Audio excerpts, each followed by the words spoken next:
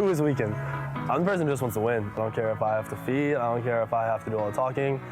I just want to win. Everything I do, I want to be the best, no matter what it is, even if it's something stupid. It's just how I am. So as soon as I got on the game, it was like, if I'm going to put time into this, I'm going to be competitive and I want to be the best. Smite is competitive for me just because I enjoy it. I can sit there and play for 6 hours and want to win the whole time. It's not, a lot of people like to play games and just goof off with their friends and stuff. I can sit there and just try for 6 hours and it doesn't get old. So the fact that I can scrim for 4 hours, jump on and play ranked or whatever and try to win games just makes me want to play more and more. When I was 12 years old, I always wanted to play an esport. I wanted to be the person traveling around the world to play video games. Never thought it would happen. Played Smite a little bit here and there, and it just happened. Someone invited me to come play a LAN.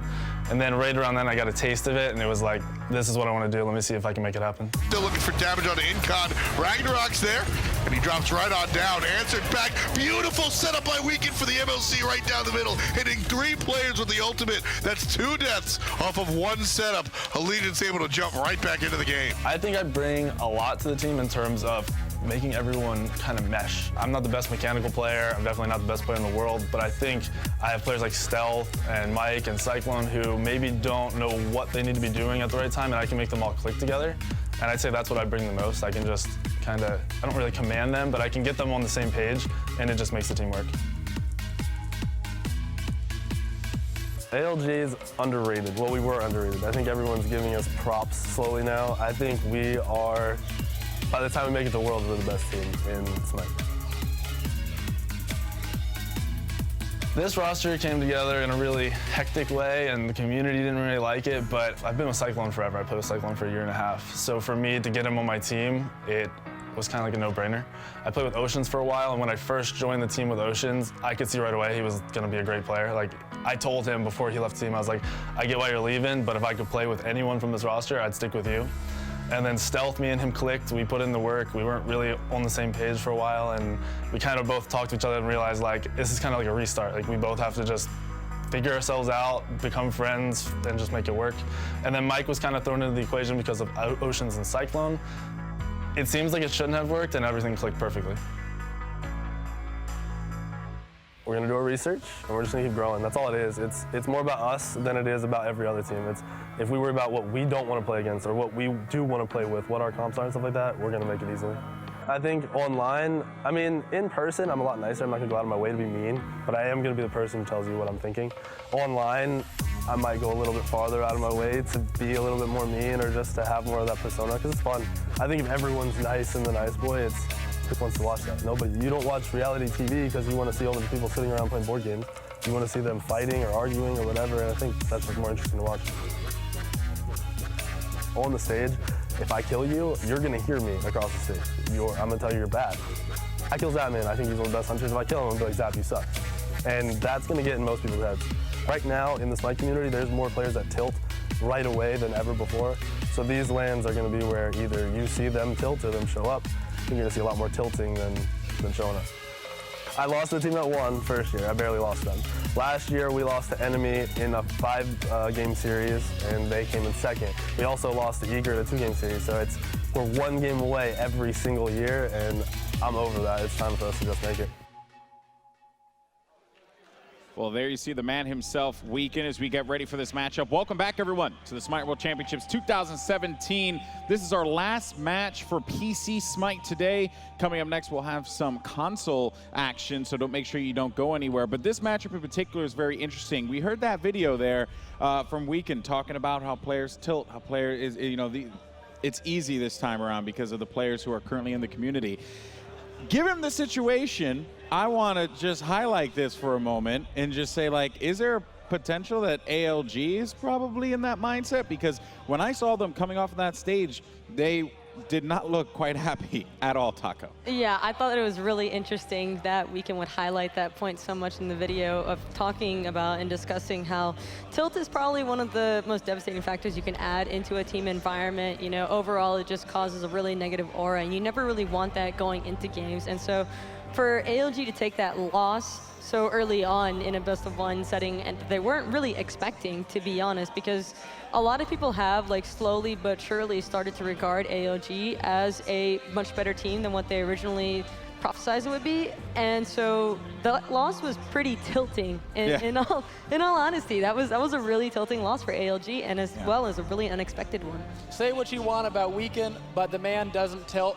I've played with him for a long time. We always came together after hard losses to make sure that the team was ready for the next game. When it came down to the competition, he's ready to play, he's ready to win, and he's not going to let the previous games affect his current games. Well, now that you speak about the current game and what's in front of them, this will be LG Direwolves, a squad that many thought were actually going to contend, if not defeat Obey Alliance in the matchup earlier today, now find themselves fighting for their tournament life on the line here against Allegiance. Again, another team many did not expect to be in this position here. Two players in particular, we talked quite a bit about Weekend, the jungler for Allegiance, but his opponent on the other side, Rowe, for Direwolves. This is another guy in the squad. He's the shot caller. He's the one who is the most vocal, and he fills many roles here for Direwolves. This game in particular is going to be very important here, and that matchup's the one I'm looking out for.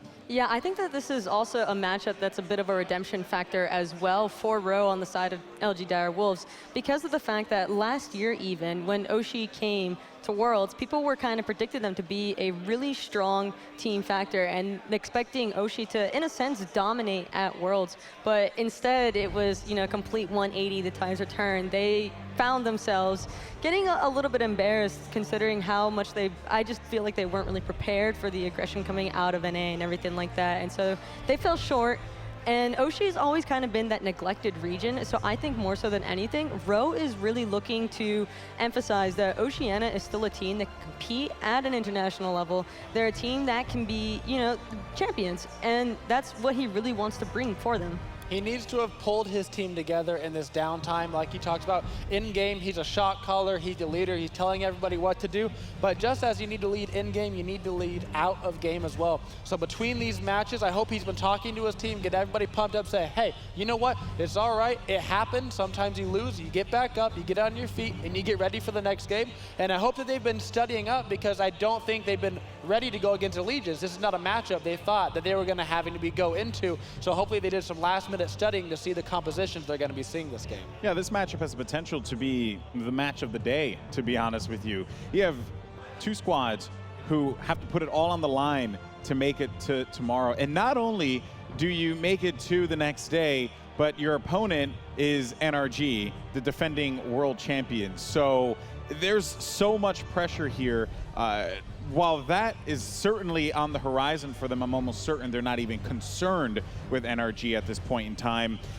Looking at some of these other roles, though, Maxen and Oceans just did not get anything going in that last matchup against Lich. Shut down numerous times. Some could say it was because of Thanatos and just the aggression that Lich had showed. Who do you see Oceans really trying to target here for God picks, you know, in Con? And also, how does Maxen deal with that as well as he's getting ready for his battle in the Hunter role? I think that his pick was fine. I believe he had played Jing Wei that match, and that's a great God. It's very strong. There's no reason to stray away from that matchup. Also, though, Ocean's known for playing characters like Rom hitting those snipes, even something a little bit spicier like the Hu Yi hitting the ricochets. He's one of the best mechanically skilled players I have ever played with in my entire life. And so seeing him on a god like Rama or Hu Yi, who has more of those skill shots, I would love to see, because it really would let him flex himself on the stage. Flex. I like the way he flexed, too. No one saw that. You guys didn't see him flex. It was beautiful. I actually caught a little win there. So, Taco, how do you feel about Maxen now? Given that he's going to have to deal with Oceans, a very hungry, driven Oceans from that last game. And again, another Hunter just could not get anything going because Obey just shut him down numerous times. I think it's a bit more of a favorable matchup for Maxen in comparison to playing against Ataraxi and EU, because the thing is that Direwolves have actually been in America for the past month boot camping and getting to scrim against a lot of these North American teams. So I feel like this is more something that they're accustomed to, in that they're gonna have a little bit more toe-to-toe with the NA teams, I think. And so going against ALG and Oceans, that's somebody he's probably been having practice against. So he's gonna know more so of Ocean's playstyle than what he would somebody like Ataraxi, who's from EU. And I think that it could benefit him in a positive light. Interesting. That's right, actually. Direwolves, their scrim partners were Eager. And then we were discussing how, right, it was Eager? They've been scrimming Eager and Allegiance. Eager Yeah, and Allegiance. Allegiance. Oh, man. So this is even crazier as well. But if you're Allegiance, though, you kind of know, though, what Direwolves are going to do, right, in con? So, like, you have to be For aware. the most part, Direwolves have been trying their best to copy NA strategies, just because there's so many more teams and more time for NA to develop these strategies, just like EU. And so because they've been playing into Allegiance, they have a lot of the same strategies. And so it'll be interesting to see for them vying and fighting over a lot of the same picks and doing a lot of the same things, whether it be invades on the same sides of the map and maybe they swap buffs or something. And this is also like a Oceania super team, if you will, right? This Yeah. whole team. Everyone besides kikiomeo, right? Kikiomeo. That's where. Why can't he just be Kiki? You know what I mean? He's used to Kiki, He's just don't worry. Okay, we'll take it. Everyone on this team, though, excels at their role and what they do. Allegiance, looking at this matchup, if you're Allegiance, who are you thinking is going to be a problem on Direwolves in con? Who's going to be that player that you have to really focus on? If I'm Allegiance, I look at Rowe. If you shut down the shot caller, then all of a sudden everybody starts to get a little bit behind. Maybe they get a little bit more worrisome on what they want to do. They're like, maybe we shouldn't do the Gold Fury, I'm under-leveled, or we can't go for that invade because what if I make a mistake? If you focus down the shot caller, you're going to have a lot easier time fighting into a team. If they start getting a little bit more quiet because they're a little bit more upset, all of a sudden communication can break down on a team. What about for you, Taco? See, I feel like it'd be more important for them to try and focus out the mid laner Ochita. He's actually regarded as like the best player in Oceania, as well as probably the best player on Direwolves, in my opinion, as well. He's someone who can consistently pull the team environment together, and he's an excellent mechanical player. So I feel like if they let him start to get online, like other Oceanic teams have done in the past, he can actually go ahead and carry his team to victory. I mean, that's why he was the MVP of his region. He's definitely a talented player, and I feel like it could only benefit them if he is left alone. Well, that matchup, though, for him will be MLC Stealth, a former world champion here at Smite World Championships. So one of the first guys to raise Thor's hammer in Atlanta. That's not an easy matchup. Ochita has a lot in front of him here. What makes MLC Stealth so deadly, in your opinion, Incon? MLC Stealth is one of the more consistent players that Smite has ever seen. Even in that last game that Allegiance was losing very badly, MLC's scoreline was still like 4-1 or 4-2, which is incredible as a mid laner. Often you'll find mid laners get the brunt right now in this current meta of the falling behind. We're seeing Zeus is going 0-6, but he played Thoth very carefully. He made sure he was using his ultimate through walls to get kills, and because of that smartness that he has in the way that he can make sure he's in the right spot, and even if his team is behind, he still knows his exact limits, which makes him one of the best players in the world. Ochita's going to have a lot to contend with here, and that is going to be really troublesome for him. But you have faith in Ochita. I have faith in You have faith in Ochita, or you have faith in I have faith in the team as a whole. I mean, I know there's some questionable aspects coming out of the solo lane from time to time, since Kiki has shown that he has the favor for Guardians and for an experienced jungler like Weekend, who's already accustomed to having synergy with Cyclone, and of course, Weekend was notorious for camping solo laners. So it'll be pretty difficult, I think, coming out from that aspect, but at the same time, I feel like as a whole, the Direwolves can definitely come together and potentially look for another upset into ALG. Well, one thing that Incon mentioned, though, is you target Rowe, you focus him, you make life frustrating. But Taco here believes if you go after Kiki, especially with Weekend's favorability for camping on the solo lane, would that just mean that the easy pick is for ALG to focus on Kiki? I mean, there's so many players on Allegiance that you can just get fed and trust in them to carry the game every single lane.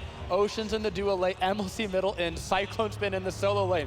Now, we know Weekend likes to camp the solo more than anything else, but he has so many options. If the game happens to go where he needs to be over in the duo lane side more, that's not a big deal because they can go ahead, kill the duo lane, grab himself a Gold Fury. If we can lose the speed buff, he loses the speed buff, but if you get the Gold Fury, it's going to be worth. So there's so many options for them to go into compared to Direwolves are a little bit more restricted on relying on Ochita to kind of carry them with that mid game with the Rowe combo. Yeah, and I mean, as everybody also knows, Weekend has said it himself multiple times, he really doesn't care if he's feeding his brains out. As long as his team is doing well, he knows that he can rely on them, and he knows that they will definitely carry into victory. So, I mean, it's nothing to sneeze at. They're definitely still a strong contender here, and it will most likely be an incredibly difficult game for Dire Wolves if they're hoping to try and come out with a victory for it. I mean, one mistake and you can honestly just find yourself snowballing so hard to the NA meta that they've been experiencing in scrims the past month. I mean, we've seen it throughout the tournament as well. But you know what? Who's on top right now in the Twitch fan vote? So go ahead and direct our attention there. Seems like Jeff Hendla still #1. Barracuda's fallen off and adapting, actually. We haven't even seen NRG today. And look at this. This is insane. He's up there. And another note, too, for fans at home who are wondering, all of the bits that you guys are donating to these players go 100% to the player. No one else takes a cut out of it. This goes directly to them. So, you know, if you want Jeff Hendla to invest into some trimming tools for his beard, by all means. Donate away. Cheer your heart away there. That's a terrible way to get them to donate for Jeff. Nobody wants that. No, they want to keep throwing out the beer. Oh, this is very true. Actually, I may have doomed him. Poor Jeff Hendla. I'm so sorry. He supports finally getting love, though. Yeah, exactly. Oh, that's actually very nice, too. Adapting, making his way up. He hasn't even shown up in the tournament, and yet people are already voting for him. Or maybe they just don't know that they're doing #adapting. I don't know. I think that they're just expecting him. They're just preparing for all of his plays. They've got to build up the bits beforehand so they can be ready. Yeah, right. Build it all up. Give the love out there. But you can vote for whatever player you want, by the way. Not just the players that are listed in the top 3. Those are just the top 3, right? We saw Barracuda fall off. No one giving love to the Cuda anymore, man. He had a great day, too. He did, right? I mean, where's the love? Anyway, all right. So, guys, I mean, we've dissected this matchup. We've talked about some of the more vital roles here, especially as it pertains to Rowe versus Weekend in the jungle. Weekend focusing on the solos and coordinating with CycloneSpin to be able to just jump right on those opportunities and come out on top. If there was one thing that you could see ALG just absolutely falling apart on, though, because you're very confident in Direwolves, deceptively confident. So that's why I'm directing this over to you. What will it be? I think if Direwolves come out with a lot of early aggression and potentially some meta that from their own region that NA might not necessarily be accustomed to, then the early on tilt, not necessarily from Weekend, because like Ikon has mentioned, Weekend is an excellent person at keeping his composure, but as far as the rest of the team is concerned, like we saw them arguing when they were leaving the stage earlier, I mean, anything could happen, and if you start falling behind early on in a game that you probably already don't want to be having to play in for, you know, your tournament life on the line, I mean, I could definitely see Direwolves potentially running away with it. Really? Direwolf does have an opportunity here. I did think they were the strongest team outside of NA and EU. Lich surprised me a lot. But because they've been practicing here so much, they have so much experience, and I've watched them grow from 15-minute pub stomps to 30-minute games to 40-minute games to winning games. So having that opportunity and that practice is so strong. If ALG could make a really big mistake, it would probably be like picking Thor again. Oh, really? Okay, okay. Picking Thor. We're going to keep an eye on that. I'm going to make a note. Pick The Thor. shots. Pick Thor again. Yeah, so guys, we know that you want us to get right into the action right away, and we're going to get that going in just a little bit. So the good news there, as the players are getting set up, ready to go, our stagehands, everyone has been busting their butts to make sure that we could get moving through this. Coming up next as well, we have the console matchups of the day, so that should be fun. Toli's going to be joining us back here at the Analyst Desk to break down all of those matches. And in front of us, we have a great game with Australia's, or Oceania, I should say, Direwolves versus North America's ALG, Allegiance, in a situation they certainly did not expect. But the good news for them we probably won't see any Thanatos. So, yay. That's true. We probably will not see the Thanatos solo pick come out. You know what? It works one time. Why not pick it out for a different region? Who knows? What if, though, what if they bust it out and, like, ALG just did not expect it whatsoever? Like, what if Direwolves just says, you know what? Locked in. And then I would that's lose it. my mind, actually. I already saw Bluestone Chocolate Sprint today, so Anything anything can happen. Anything's possible. It's the at this third point. time you've mentioned that. I Dear still Lord. can't get over it. It's like just kind of just stuck there in the back of my mind, and then it keeps resurfacing. Are you going to try it on stream? Most likely. Yeah. Okay. All right. Well, guys, we're going to go to a quick break. When we come back, though, we're going to continue on this matchup. Last PC match of the day, ALG versus Direwolves. Who comes out on top? We'll find out in just a few. Bands, guys, this is going to be a big matchup. LG Direwolves from Australia, Allegiance from North America. Who will come out on top? And Sylvanas is going to go right away there for Direwolves. Yeah, Sylvanas has been a really important pick as far as the healing meta that's been predominant in NA ever since the group and super regional stages. And so you can tell right away, both sides just automatically opting, you know, no Ra, no Terra, no Sylvanas. They really want to try and avoid as much healing as possible. Yeah, the healing is being completely taken off the board right now. Good bans out from Direwolves. Terra obviously not going to see very much gameplay at all this tournament. And Allegiance having a very rough time previously against that Ra. We saw how good those snipes were, and they obviously don't want to play it, and so they don't want to play against it either. Yeah, and opting to take away the Ninja, I think that that's a very interesting and a direct ban pick. Shoutouts to Rowe from Allegiance pretty much. They really don't want him to try and get onto any kind of setup potential god to try and work with Ochita. And you can see Direwolves automatically opting for the Ymir. That could be a potential flex pick for them. There's a lot of roles right now where Ymir is viable. You can run him in the solo lane, in the jungle, or support. Really all three of those roles. As long as your team is comfortable with it, you can work with it and run with it. Allegiance right now we see hovering over the Ratatoskr.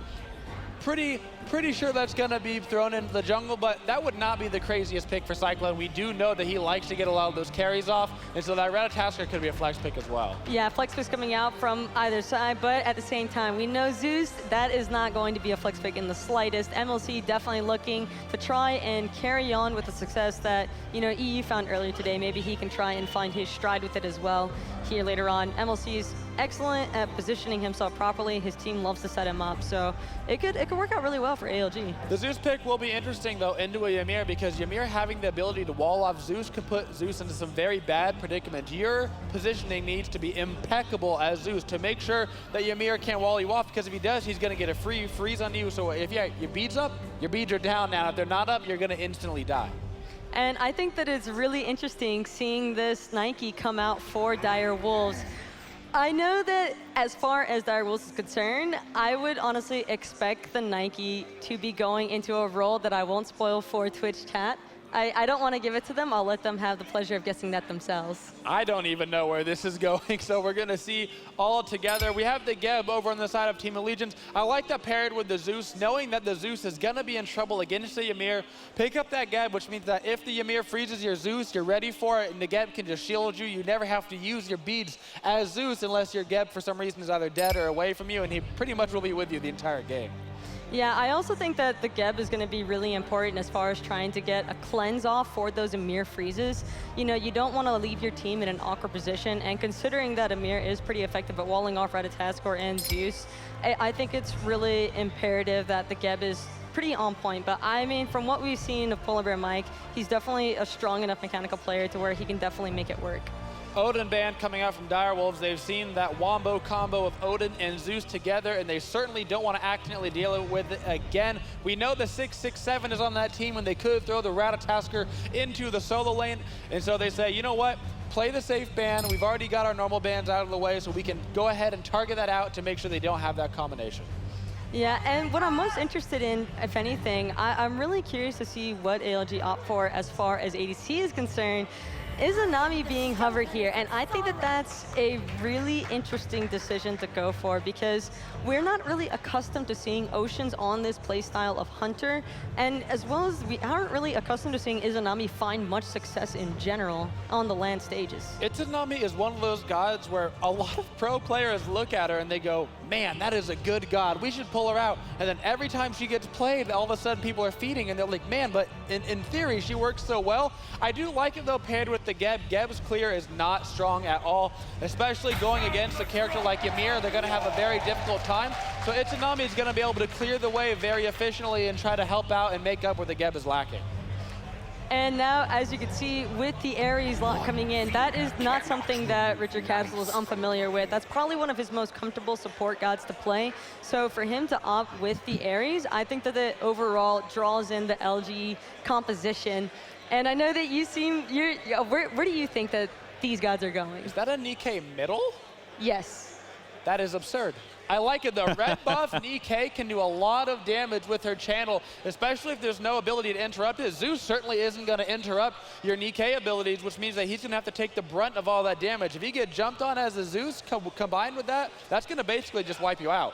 Yeah, but this is definitely a composition I think that Dire Wolves feel super comfortable on, and they're all playing picks that they would honestly prefer, whether this was a scrim or on the live event right now. So I think that the comfort factor is going to be super helpful, as well as the fact that ALG are kind of opting for a couple of picks that we aren't really accustomed to seeing them on. What about for you, Incon? Honestly, both of these team comps are quite strong, but Dire Wolves is fielding so much CC out of their team. A Ymir, an Ares, and Nikke. I mean, this is an absolutely absurd amount of crowd control that they're going to bring to the table. If they can find a way to burn beads early into these fights and then disengage and wait for a re-engage once their abilities come back up, the beads will not be up in time, which means they're going to be in a lot of trouble getting pulled by that Ares. All right, so quick fire. Here we go. Who wins? I'm going to have to give it to the LG boys. I give it to ALG. Ooh, split on the desk. All right, guys, let's see how all this unfolds. We know that you are excited for this game and you want to get right into it. So it's our final PC match of the day. Let's go ahead and send it over to your casters. Thank you very much, analysts, and thank you so much for keeping us entertained during that long break. Joining me, a couple of guys with some experience on the analyst desk and some experience filling in those long breaks. I'm really excited to see all the control coming out of LG Direwolves. They have the Ymir to really shut down a lot of these gods coming out of Allegiance that don't really have escape to get through that wall. Yeah, this Nike mid, this is going to be hype. I'm excited. Everything's on the line. Will it pay off? It seems that Direwolves actually wanted Nike mid before in their previous game, but it seems that it was taken away from them. Do you think that that was their game plan? It absolutely was. Having lived with them for 2 weeks, watched their scrims and stuff, I've seen this pulled out before. And now they've got it. This is something they feel like they can really control the early game with. So what about Nike mid that you've seen living with LG Direwolves has made it so successful for them? It's just the early pressure you can put out in lane. If you can get mid waves and force the enemy team to defend their tower, it gives you even more access to their jungle. Now, he's also going to have to worry a little bit about this Geb rotation every now and then. Now, you do have the knockup, so you could potentially just be looking to do it from a safe distance. But other than the Geb, he doesn't have anything else to really worry about, it seems. No, you're right. There is a lot of cleanse on the Ares chains that are available for the Geb. But one thing, sometimes you're probably pretty familiar with, is that Ares in his flames, you can't knock him up as Geb. Yeah, exactly. It's a good counter pick there if he can utilize the flames correctly, which I'm sure he can.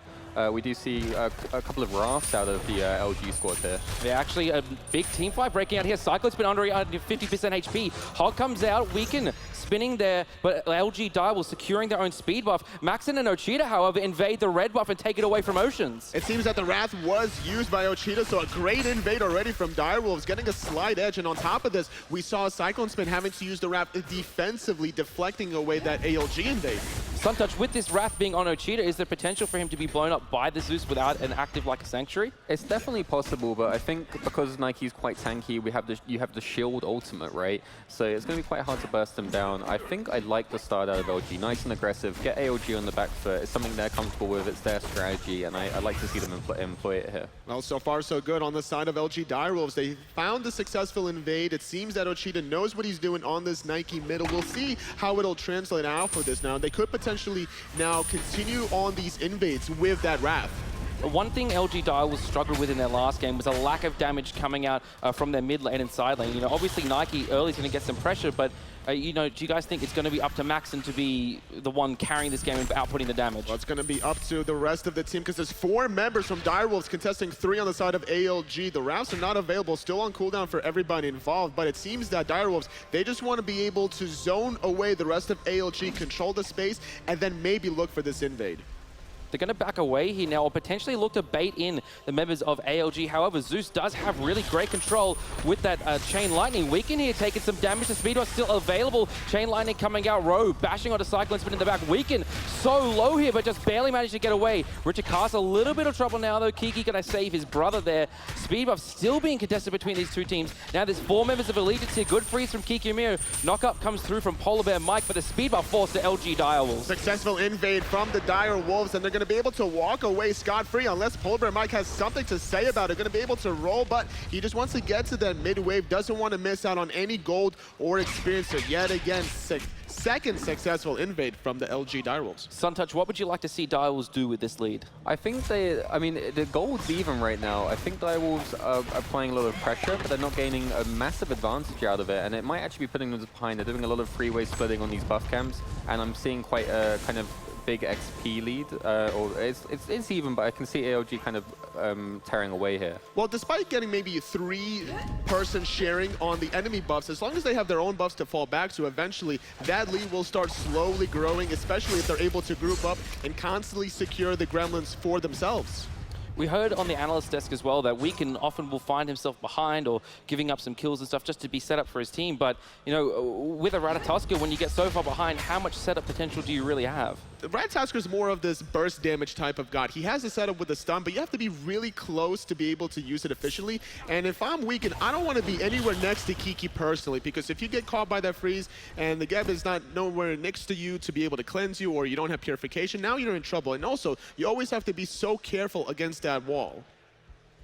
Already mid lane, now we see RichardCastle and Ochita here. Neither of them are level 5. Looking at Allegiance, no level 5s there, except for CycloneSpin and Oceans, but the core 3 all still level 4. Right-hand side mid-camp's going to fall here to Weaken, who's just hit level 5 himself. So there's been a lot of action already in this game, but there hasn't been any kills. So it's good contention by both teams, and better job of them being able to kite the opponent away from the buffs, being able to survive till the very last second. Yeah, I think you can really feel the tension between both these teams. I mean, everything's on the line right now. The loser will go home. And I think the team of Allegiance might actually be a little bit tilted by that start. You know, it's very aggressive and not something they're used to, and they're probably kind of tense about that.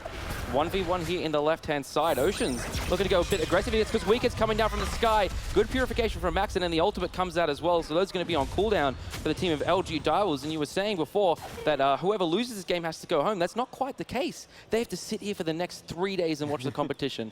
That's absolutely true. That's got to be really brutal on your mentality moving forward. Whatever happens in this game, the loser having to move forward into Season 4. But remember that whoever wins this game is going to have a long, tough road ahead of them. The winner of this is going to face off against Energy. That's going to be a very interesting matchup either way it goes. And, you know, ALG actually came into this competition with so much momentum. Their game against Lich T, that was their first loss ever under this new roster. I mean, to be fair, though, it was quite impressive play coming out of Nas. He wasn't even supposed to be here if it wasn't for the other player that did have those visa issues, but luckily for them, they were successful. But now, RichardCastle, though, caught alone. Does have his ultimate available here. A lot of burst damage coming out of MLC Stealth. Great ultimate by Rowe to peel away for his support. RichardCastle lives there with a defensive aura. Kiki walls off, but CycloneSpin still chasing him down. The damage, though, coming out of Stealth, and PolarBearMike is not available. Kiki slowed, however. Stealth is here. There's the ultimate coming out of the Ymir. Not enough to stop people, but there's the Hog trying to save himself. It's not going to happen. Kiki, first blood going to MLC Stealth. Great first blood now, allowing this mid-mage to be able to separate the gap against the physical Nike. That's what you really want to do. Being able to get those levels, you'll start doing more damage, especially at a timing before the magical defense comes online. So despite successfully taking away the speed buff from ALG, they lose one in the process, giving a lot of gold to MLC Stealth.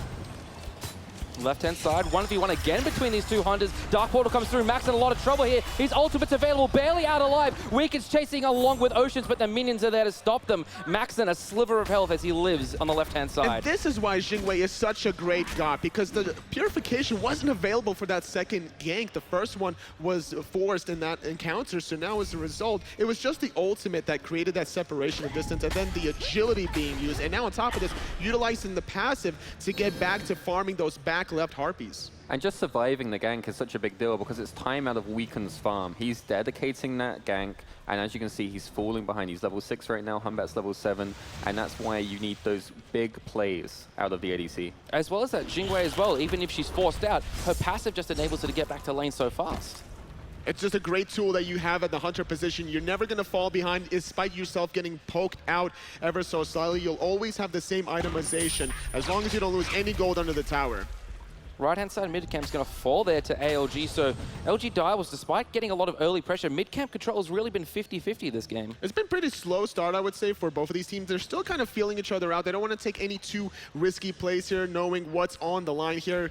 They both want to be able to survive for day number 2, but despite almost dying that last encounter, Maxen is still playing a little bit up here. He's a very aggressive player, always willing to take the 1v1, and you know, he's scrimmed against Oceans before, as was mentioned on the analyst desk. So he kind of is familiar with his opponent, whereas in the last matchup, you know, that's actually the first time OC's ever played EU. But you always have to watch out for that global pressure coming out of Weekend. You have to have the wards very aggressively to spot out where he's going to be able to take off from to start flying through those branches. He's going to take the left-hand side boards here away from LG Direwolves, and Maxen, you know, he might hear from the sound cues that these guys are there, and so you can see him actually playing pretty defensively. Definitely also saw them walk over that ward, but despite that grouping up from Allegiance, they don't want to risk anything quite yet. They're not going to group up for that gold here, recognizing the fact that there is a Wrath available from Ochita, so you have to respect the possible steal coming out of Direwolves. I think Allegiance are in a pretty nice spot right now. I think they're happy with where they're at. If you look at the team of LG Direwolves, they have two very immobile gods in the Ares and the Ymir, and against the Zeus, that's going to be very chaotic in the late game. He's going to be dealing a lot of damage to them. They're going to be unable to kind of really get out of their ultimate. I think it's a win-lose situation to have like those double Guardians that are so immobile, but also having a lot of control, but grouping up around the speed buff though. They want to make a play, but here comes Weekend. Weekend crashing down, knocks up two PolarBearMike here as well. RichardCastle's in the no escape, doesn't pull anyone in except for PolarBearMike. Kikiomeo getting chased down once again by CycloneSpin. Rowe here jumps over the top. Great wall there by Kiki to stop the aggression, but ALG are still chasing. They want to be able to find something in return. The speed buff does drop on the ground. Nobody's able to pick it up, so I'm assuming that Direwolves successfully taking that one away. So yet again, denying a little bit of mobility onto Weekend, which is so important, but now being frozen. The Geb Shield going to top off CycloneSpin, going to get off a little bit of return poke in the process. That's a great shield there, right on time to immune the damage from the Ymir too. And what is going to be the plan for Direwolves is they want to be able to consistently invade the speed buff, it seems. They're not hesitating to take this risk, which also leaves a lot of space open on the left side of the map. So once these hunters start getting higher level, that's when you're going to have to be careful about overcommitting on the right side, because at any given moment, Oceans or Maxen could potentially just solo gold. Yeah, absolutely. And I mean, the other thing you could look at is them soloing each other. If you're 4v4 on the other side of the map and your hunter picks up a solo lane kill, suddenly you're losing your tier 1 tower and you've got a lot of pressure over there. Talk to me a little bit about this Nike mid build here. We see a Bluestone pendant coming out first, boots, and then a Mark of the Vanguard. Yeah, it's a nice rounded build. He gets that early game pressure with the Bluestone and then picks up the Mark of the Vanguard for the tankiness. It's also a pretty good item against Zeus because you get that like mitigation period for all his little ticks he does. It's a small little power spike for the defense now because it seems that he wants to go for more of an offensive route. He's going to start building into that heavy mace. I'm assuming it's probably going to be that Jotun's Wrath, trying to get off more of these ultimates just to be a little bit more tanky, having that shield. And it's going to allow him also to get in and out of combat with that jump. So it's going to be interesting to see how he develops the rest of his itemization here. Left-hand side, mid-camp spawning. LG Direwolves looking to contest it here, clearing a ward. PolarBearMike walking around the outside. He does have the tank boots to mitigate some of the damage from the Ares. Mark of the Vanguard for him as well. Forced to use the Geb Shield. That's a big skill on cooldown now. Oceans round the side. The rotation spotted out by LG Direwolves. Maxen looking for Oceans. And now Kiki's here as well. A good wall could spell the end. We can actually force into his ultimate. That's a great use of the ultimate just to be able to deter Kiki away from chasing Oceans. The stealth lasted quite a long time, so he wasn't able to find the right timing to be able to use that wall to catch out the Izanami. They used the wall there to great success, though. Keep the left-hand side mid-camps all to themselves. Ward coverage around the Gold Fury, which we're just looking at, is all in favor of ALG. Yeah, it's absolutely something that ALG wants to look for, but LG are grouping up for the gold here, and it's a pretty nice call. I think ALG would like to contest it, though.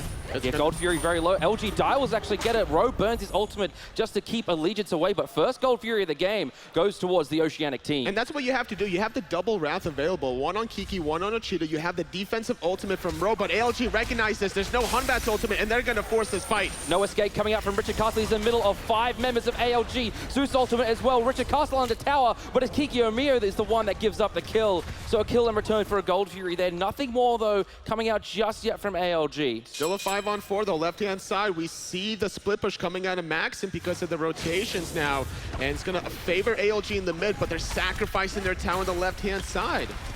I feel like a mid-tier 1 tower is important because it just unlocks access to so much of your own jungle. It definitely is going to be able to favor ALG here, but the question is now, Maxen sitting at level 14, Ocean still 13, and now he's getting more of a power spike. We see him backing to base, finishing off the Ikavile, and now he could be looking for more of these boxing 1v1s. Yeah, if I was Maxen right now, I'd like to see him kind of step up his aggression. Let's try and get a kill on Izanami. I think he can pull it off. Xingwei's very powerful against that matchup. You want to dash in, and as Izanami uses the invis, you just can read where he goes, get the auto attack off, and then just use your passive to hunt him down. So at the beginning of the game, we saw a lot of action at the start on the right side of the map, and now I'm expecting it to slowly transition into this Gold Fury. Now, this is the timing window for these hunters to start taking off.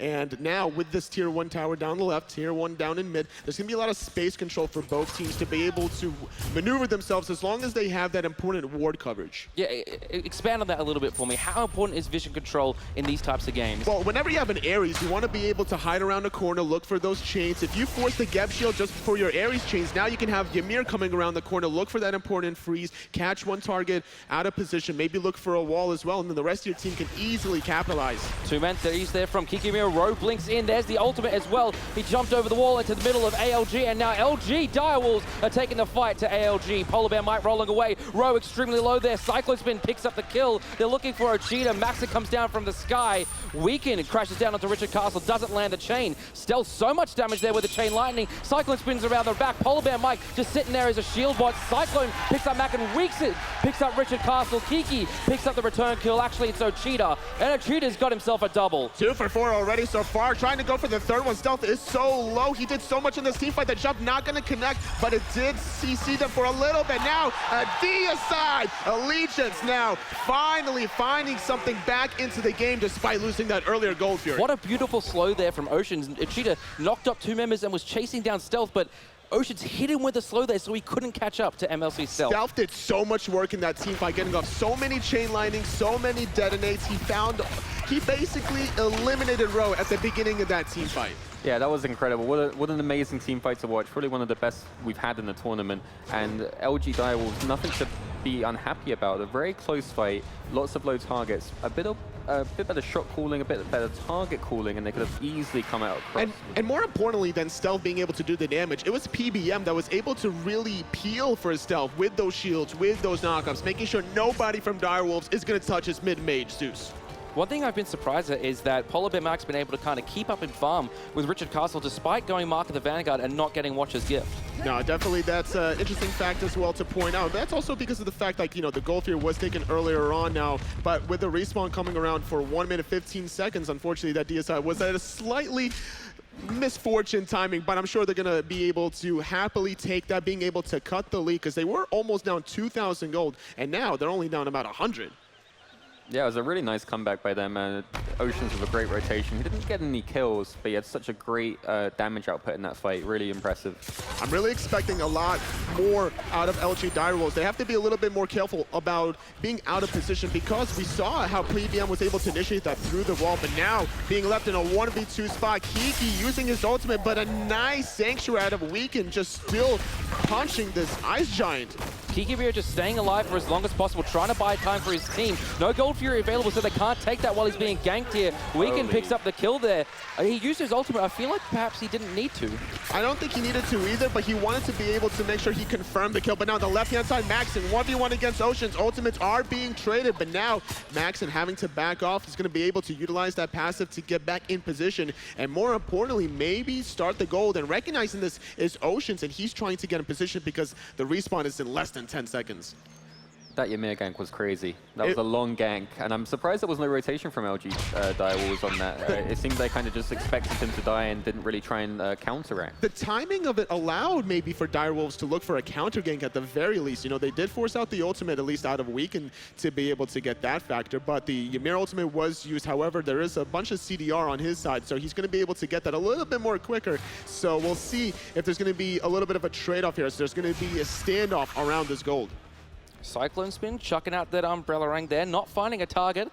He's looking for Rowe. He's just forcing away LG Direwolves, not giving them any vision of this Gold Fury as ALG decide to de-ward. And this is what you have to do as a solo laner. Just zone out the enemy opposition, especially around the Gold Fury. Absorb these cooldowns. It doesn't matter because you could also utilize your Geb shield to be able to negate a lot of this damage over time. Getting the Gold Fury under half. Nobody here from Direwolves to contest. They need to re-engage here. PolarBearMike, though, blinks in, gets the Cataclysm ultimate. He's being chunked down now by Maxen Weaken. He's got his ultimate back. RichardCastle, though, gets the no escape on, pulls in PolarBearMike. Weaken knocks up two, especially, most importantly, on a Maxen. No fear, no evil there from Rowe. Weaken forced to dash away here. Rowe's so low, trying to get the kill onto Oceans. He can't. Cyclone's got a double onto LG Direwolves. And it was great job from Allegiance finding the Gold Fury, so they're able to walk away now. Not losing Oceans was so key, but they're not done yet. Kiki finding the freeze, but it's a 3-on-4 now. The wall being able to cut off PBM. CycloneSpin, though, he's in a little bit of an awkward position. The ultimate is being channeled, but it's not enough damage. It's only a level 14 Ymir with no real offensive items. Look where Weaken went then. He went immediately and invaded the speed buff of Direwolves, so Rowe's not going to have that when he respawns. And this is so perfect because he extended that to the back left. Back right Harpies is still stripping away the jungle side, so extending that advantage, being down 2,000 gold earlier on. And now Allegiance has a 2,500 gold lead. This is the ALG that we've known to expect to see because before, earlier on, losing to Lich, before that, when they made this new roster, they have not lost a game. They went undefeated in the Gauntlet, and they went undefeated in Super Regionals.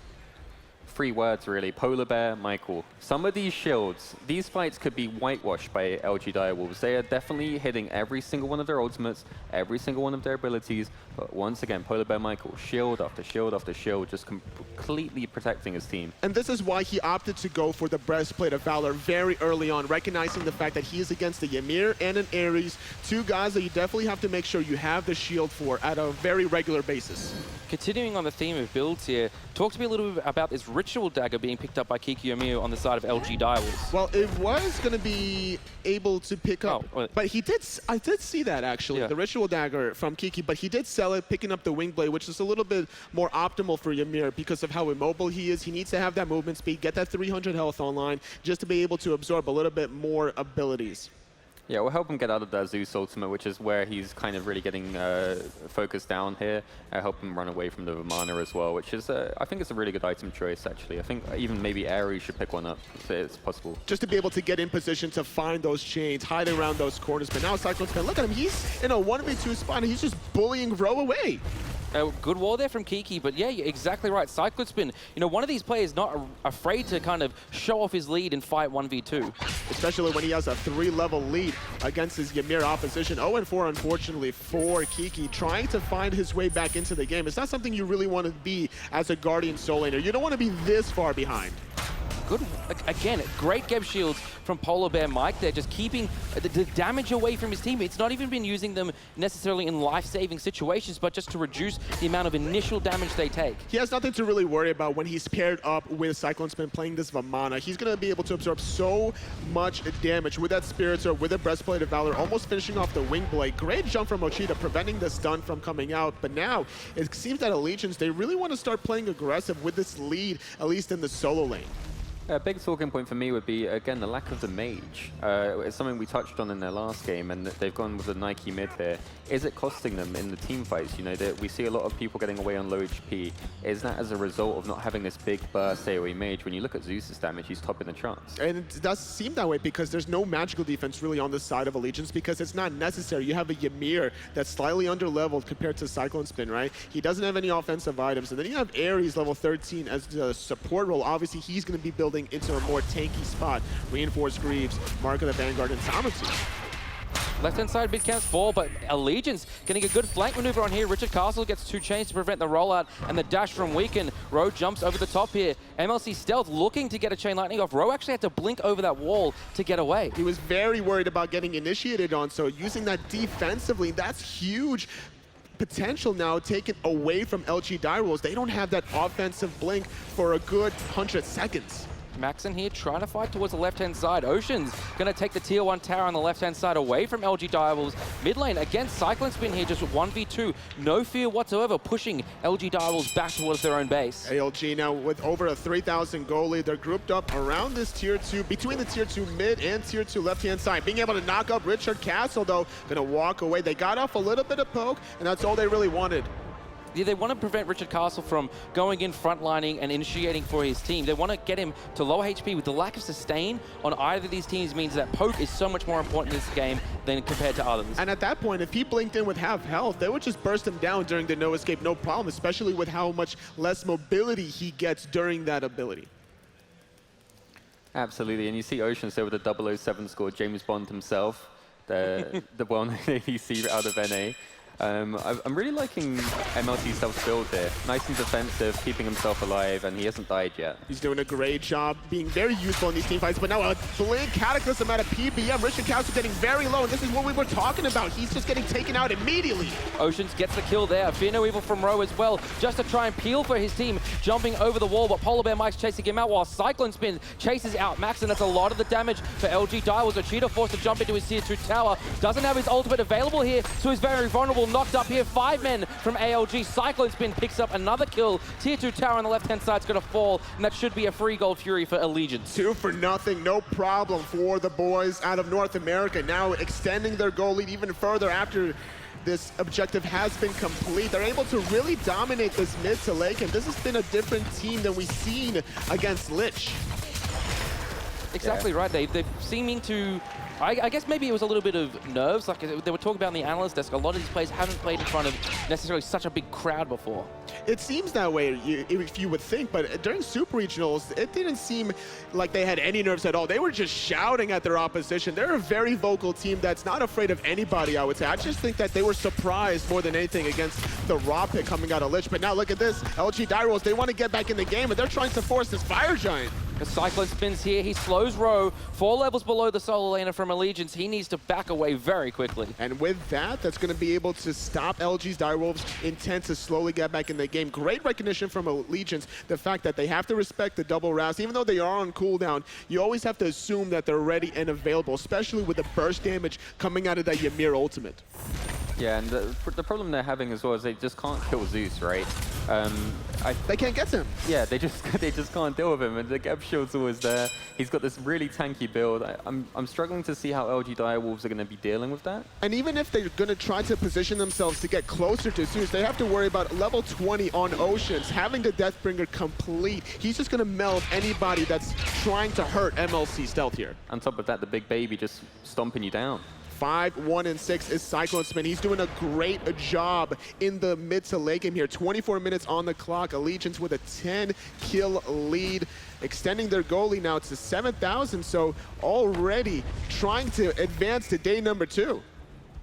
You know, we mentioned before, they do have a long road against NRG, but you know, no matter which path you take, you know, crazier things have happened in Smite. You know, there is the curse of the #1 seed. Absolutely. It seems like Rowe wanted to go in, but it's going to be RichardCastle instead, finding 3 with the ultimate, pulling it 2, but now Weekend's going to split the team fight. They're diving on the backline now. Fear no evil comes out. They're looking for Oceans here, but a great Sanctuary keeps them alive as Weekend picks up 1. Oceans picks up Rowe. Only 3 members of LG Direwolves here. Ochita forced to jump away. Kikiomeo between 5 here. No escape for him. He's going to fall down. Cyclone gets another kill. The solo laner from Allegiance has shown up this game, and he's showing up LG Direwolves. Look at all the health pools out of Allegiance. It's low, but nobody died because of all the lack of magical damage. That's going to be 4 for nothing now. Allegiance, they're not done yet. They don't want Fire Giant. They know they can easily peel away this mid Phoenix. They could even go left here if they wanted to, but I think a safer way would be for Fire Giant. They could end the game here. They're trying to go for the end here. They recognize that they have the advantage. The big baby comes out of CycloneSpin. The double knockup from Ochita.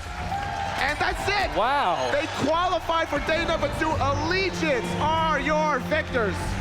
That is incredible. You know, we saw the spicy Nike mid pick coming out from Ochita on LG Direwolves. They got the early pressure, but they just didn't capitalize off it. Not at all. They found the invade earlier on the red buff, but they didn't extend it to multiple red buff invades, and it just didn't seem that the Ares pick really worked out for them in combination with the Ymir. It just seemed that the get from PolarBearMike was a little too strong. Yeah, it was absolutely incredible, and I'm sad to not see LG Direwolves go home without really showing Ochita's incredible ability off in that mid-roll, but all credit to Allegiance. What an amazing game by them. They're just monsters, honestly, at this point. To be able to bounce back after losing to Lich at such a rate, so just one god, honestly, being able to adjust mentally is not an easy task, and you could tell the veterans there, they bounced back, they didn't worry about that last loss, they took it and swept it under the rug, getting ready for LG Direwolves, and now made it to day 2, now having to face Energy. Just incredible performance there from Team Allegiance. Really, this is the kind of performance we expected out of them from the start of this competition. We're going to throw it to the analysts now. Tell us what you saw. Thank you so much, guys. And Allegiance live to fight another day as they move on to face off NRG tomorrow. So that is going to be 100% a matchup to take a look at. But let's talk about the match that just passed. Direwolves versus Allegiance. And I have to say, ALG showed up big time. Yeah, Weekend in particular, especially on the Ratatoskr, he was a really impactful factor for his team. Every single team fight, he was just getting off non-stop rat ults onto, 2-3 people, and then the AoE setup for the rest of AOG's composition, it just ultimately was so devastating to that Direwolves early game lineup that they didn't really have much of a retaliation response going into the mid-late game factors. Even though Allegiance was behind early, they played their composition to a T. They let MLC use his Zeus ult as a zoning technique, which kept half of the Direwolves teammates out of fights, as well as applying all the procs into them for his detonate. Weekend was making sure to initiate into backline for those people that couldn't get into the fight. They had PolarBearMike shielding people in the backline for anybody that got split on that side of the fight. So overall, they were winning every single segment of the fight, which came together and allowed win the game. Those mechanical skills are definitely what ALG will need tomorrow, the way that they executed there. Early on, though, one of the big things that I noted, Direwolves' Kiki just could not get anything going. What happened? Yeah, it was really unfortunate, actually, to witness that, because I mean, Kiki is somebody who, he's known for, preferring to play those Guardians in the solo lane. But I just feel like it's really difficult for Direwolves to really get their snowball going, which is what they were trying to do. Once you pick like Nike in the middle lane, you're obviously looking for invades. You're looking to try and apply as much early game pressure as possible. But then both of the side lanes actually started falling off and losing that pressure because they were securing like buff invades, but they weren't necessarily securing the picks and the team fights like around the buff invades that I think would have been really essential in helping their composition really snowball through that early to mid-game stage. And Kiki ended up just falling so far behind. He got focused out by Weekend, especially. We saw the Ratatoskr ults going into that lane, not once, not twice, but a few times. And Kiki just, ultimately, I just don't think he was able to keep up with the pressure. They had so much pressure onto Kiki for not only in the laning phase with Weekend camping him, but he was one of their only magical damage characters. They had Ares and the Ymir, 2 Guardians as their entire source of magical damage. So if they put Ymir behind in the solo lane, that means that they have no magical damage at all, which let PolarBearMike build into an item like Breastplate of Valor, which normally you can't get away with on support, but if all the damage on the enemy team is going to be physical, then that's just fine. Well, guys, we do have an interview down on the floor. And, I was so into that game, I just lost myself there. We do have an interview down to the stage with Rain Day with the one and only PolarBearMike. Thanks, ladies and gentlemen. PolarBearMike here. He's just off a fresh win. Him and his team bouncing back from a bit of a surprise loss earlier on to a lot of the fans watching, I know, here in the crowd at the Cobb Energy Center. How are you feeling now getting back on your feet? It feels all right. We were obviously really disappointed by the first loss, but glad we made it to the quarterfinals. None of the teams were going to be easy to beat there, so we got a shot. That's what we wanted. A lot of people think you do have a shot. I mean, not only yourselves, you proved your might as a team, a revamped roster at Super Regionals, and now you came forward that first game, put a little bit of people on, not sure, and now I think the crowd is with you. You feel confident, but your guys are tired. You guys want to go home. CycloneSpin, he said, get me the heck out of here to end that game quickly. Yeah, I mean, in the end, as long as you move forward to the next day, every single team here is amazing. Like, Lich blew us out of the water. I think they surprised everyone, but we knew they had potential. And it's just good to see so much competition, and we're just going to work hard to try to beat Energy tomorrow. What's the game plan for tonight? You guys going to rest up? just going to watch a lot of VODs and figure out what we want to do. Going forward, last question, just looking at your trip here and being in this moment, how are you feeling being at HRX? It feels amazing. The crowd is awesome. Meeting everybody is so great. Just seeing everybody, being a part of the atmosphere is just awesome, so I couldn't ask for anything more. Awesome, man. We're glad to have you. It's a privilege. Thank you so much for being on here. We're going to send it back to Golden Boy to the analyst desk to finish this up.